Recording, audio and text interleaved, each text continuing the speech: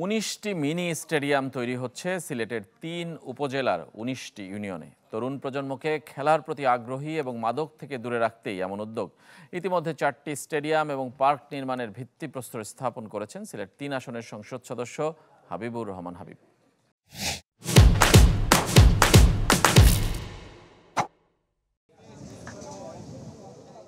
খেলার মাঠ বিমুখ তরুণ প্রজন্ম, মাঠ সংকটের সঙ্গে সুযোগ সুবিধার অভাবও যার মূলে। মুঠোফোন থেকে কিশোর তরুণদের খেলায় আগ্রহী করতে সিলেটে ১৯টি মিনি স্টেডিয়াম নির্মাণের প্রক্রিয়া শুরু হয়েছে। দক্ষিণ সুরমা, ফেঞ্চুগঞ্জ ও বালাগঞ্জ উপজেলা এবং সিলেট সিটি কর্পোরেশনের ৬টি ওয়ার্ড নিয়ে সিলেট ৩ আসন। ৩ উপজেলার ১৯টি ইউনিয়নে হবে আলাদা আলাদা মিনি স্টেডিয়াম ও 3টি শিশু পার্ক। এমন খবরে দারুণ খুশি এলাকার সাধারণ মানুষ। আমার খুব ভালো লাগছে, খুব আনন্দিত। আমাদের এই এলাকায় যদি একটি স্টেডিয়াম হয় ভালো হবে। সিলেট জেলায় স্টেডিয়াম বাদে এইদিকে আর কোনো স্টেডিয়াম নেই, যেহেতু আমরা সুবিধা পাই না, খেলতে পারি না। এসব স্টেডিয়াম দিলে খুব ভালো হয়। যদি এটা মাঠ হয়, এটা স্টেডিয়াম হয়, তাহলে আমরাও ভালো, আমরা প্র্যাকটিস করবো ভালো লিগো যে ভালো জায়গায় খেলবো গিয়া। এই স্টেডিয়াম হওয়ার কারণে আমরা স্বপ্নগুলো অনেক ইজি হয়ে যাবে, কারণ আমাদের এলাকার মাঠে বিগ স্টেডিয়াম, তাও আমরা তো অনুশীলন বা সবকিছু অপরচুনিটি আমরা খুবই বেশি পাবো।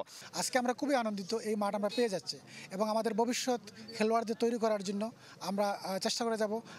১.৫ থেকে ৩ একর জায়গায় হবে প্রতিটি মিনি স্টেডিয়াম। পার্কের জন্য বরাদ্দ ২০ শতক। প্রতিটি ইউনিয়নে মাঠ হচ্ছে ছেলেদের জন্য, যারা আগামী প্রজন্ম আছে, যাদের উপর আমাদের সোনার বাংলা, আমাদের ভবিষ্যৎ স্মার্ট বাংলাদেশ নির্ভর করে, তাদের জন্য যে এই চমৎকার একটি উদ্যোগ। শনিবার ৩ উপজেলায় ৪টি স্টেডিয়াম ও পার্কের নির্মাণ কাজের ভিত্তিপ্রস্তর স্থাপন করেন সংসদ সদস্য হাবিবুর রহমান হাবিব। খেলার মাঠ তরুণ প্রজন্মকে মাদক থেকে দূরে রাখবে বলে মনে করছেন তিনি।